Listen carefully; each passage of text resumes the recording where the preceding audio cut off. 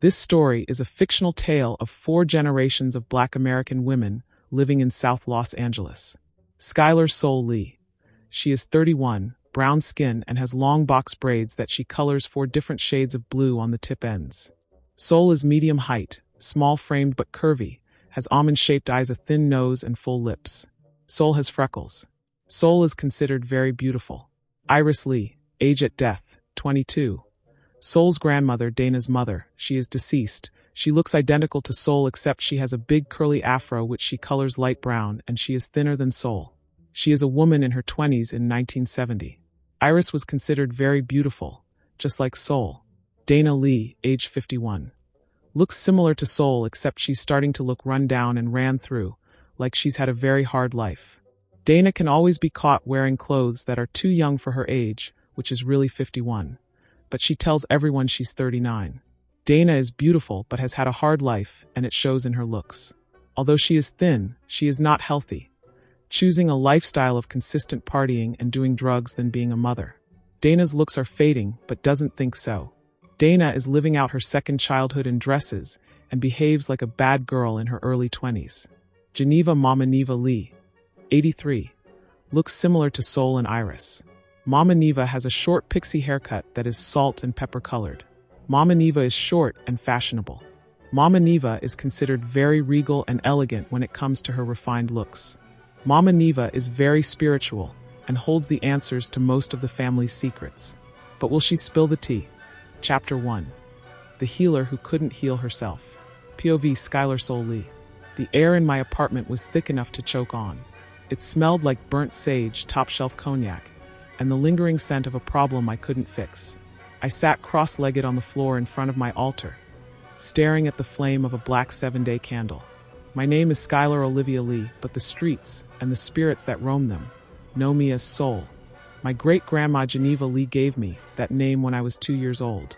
She said I had eyes that looked like they'd seen the bottom of a grave and climbed back out. I'm 31 now, a semi-famous, which in the spiritual community. I'm the one you call when your man is acting crazy, or your money is acting funny. I got the receipts, the testimonials, and the power. But sitting here tonight, in the dark, I felt useless. See, the gag is, I can manifest a miracle for anybody but myself. Take La Mika, for example. Lord La Mika. I met that heifer 13 months ago. She came to me broken, referred by another reader who was sick of her drama. I felt bad for her. I know what it's like to be spiritually blocked.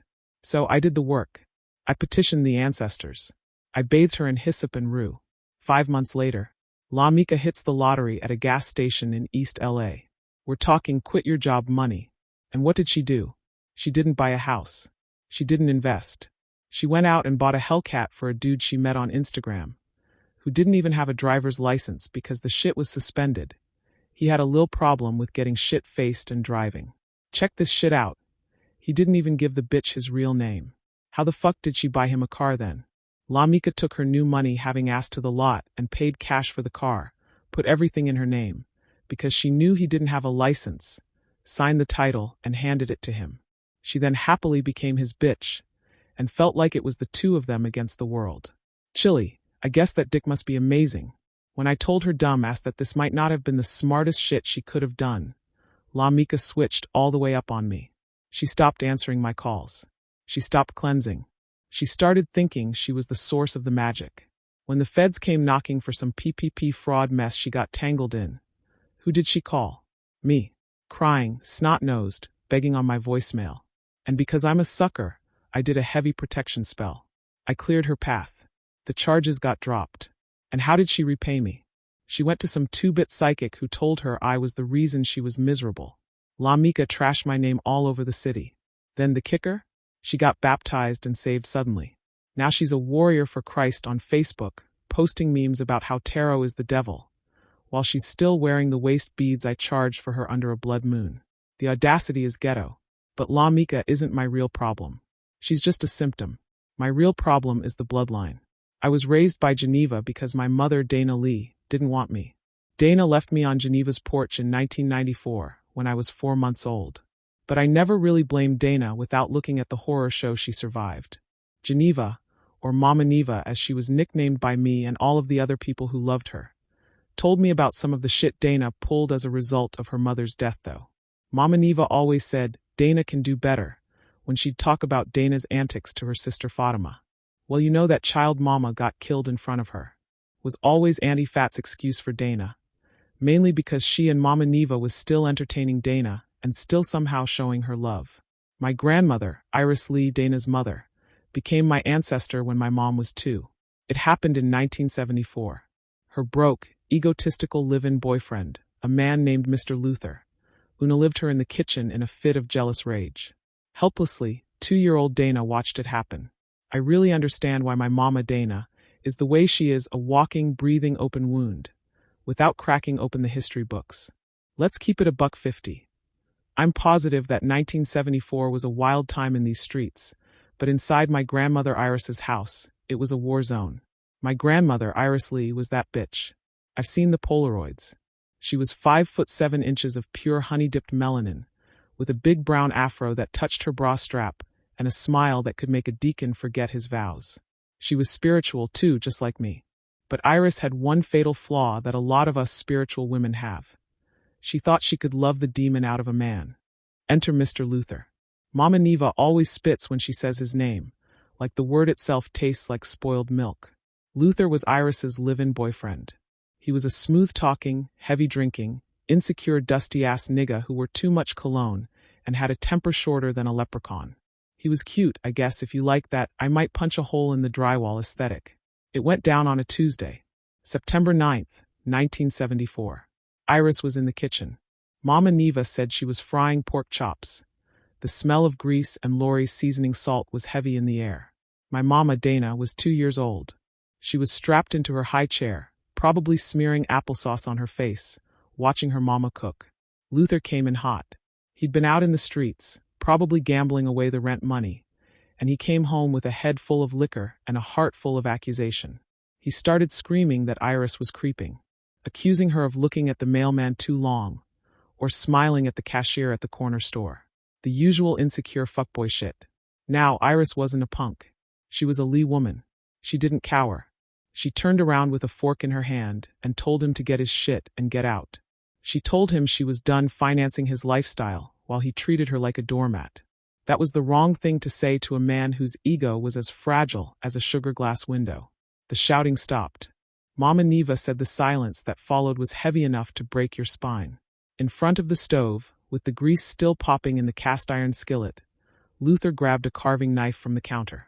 He didn't hesitate.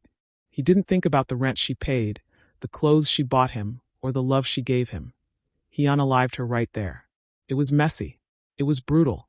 It was a crime of passion, they said. I call it a crime of a weak-ass man who couldn't handle a queen. And the worst part, the part that makes the ghosts in this house restless? Dana saw the whole thing.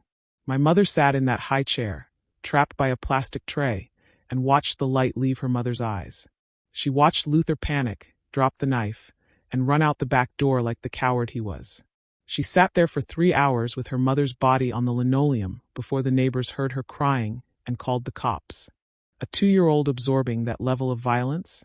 That shit doesn't just go away with therapy and a lollipop. That trauma got baked into her bones. It rewired her brain. It turned her into a woman who couldn't look at her own daughter, me, without seeing the ghost of the mother she lost. So yeah, when Dana left me on Mama Neva's porch, I wasn't even mad.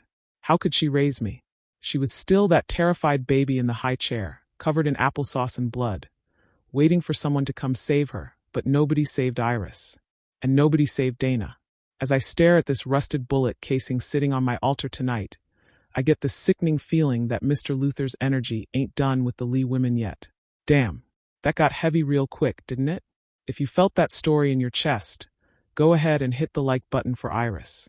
We pour libations for the women who didn't make it out. And if you're ready to see how the Lee women handle the demon that did this to my family, make sure you subscribe and turn on the bell. That kind of trauma doesn't just go away. It sits in the walls. It rots the floorboards. Mama Neva raised me to be strong, taught me how to read the bones and talk to the dead. But she also taught me that the women in our family have a target on our backs. Tonight, I decided to find out why. I shuffled my deck, my vintage one that smells like tobacco and rose water. My hands were shaking. Spirit, I whispered, my voice trembling in the empty room. What is blocking me? Who is standing in my way? I pulled the first card. The Tower. Chaos. I pulled the second card. The Moon. Deception. I reached for the third card, and suddenly, the room went ice cold. It wasn't a draft. It was a freeze. The kind that settles in your marrow. The flames on my candles didn't just flicker. They hissed and died, plunging the room into total darkness. Okay, I said aloud, trying to keep my voice steady. Very funny. But then the smell hit me. It wasn't my incense. It was thick, metallic, and sharp. It smelled like old spice and fresh blood. My heart hammered against my ribs like a trapped bird. I fumbled for my lighter, flicking it frantically.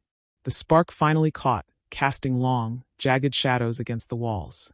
I looked down at the table. The third card had fallen out of the deck in the dark. Death. But it wasn't the card that made me stop breathing. Sitting perfectly in the center of the death card was a bullet casing. A rusted, .38 caliber shell. I live alone. I don't own a gun. My doors are triple locked. Then I heard it. From the hallway, the dark stretch of floor leading to the back bedroom where I keep my grandmother Iris's ashes, came a sound. Thump, drag. Thump, drag. Heavy boots. A limp. I grabbed the machete I keep under my altar cloth and stood up, backing away toward the window. Who the fuck is there? I screamed. I command you to leave. You are not welcome here. The dragging stopped. The silence was louder than a gunshot. Then a voice, deep, scratchy, sounding like gravel grinding in a blender, drifted from the shadows. You look just like Iris, soul. I froze. My blood turned to ice. That wasn't a spirit's voice. That sounded like a man. A man who had been dead for a long fucking time. The handle of the back bedroom door began to turn. Slowly. We have to pause right here, because I need to figure out if Skylar is about to fight a ghost or an intruder.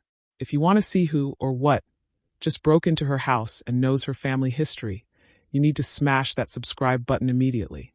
Turn on the notification bell so you don't miss Chapter 2. Drop a comment below. Who do you think is in the hallway? Is it Mr. Luther?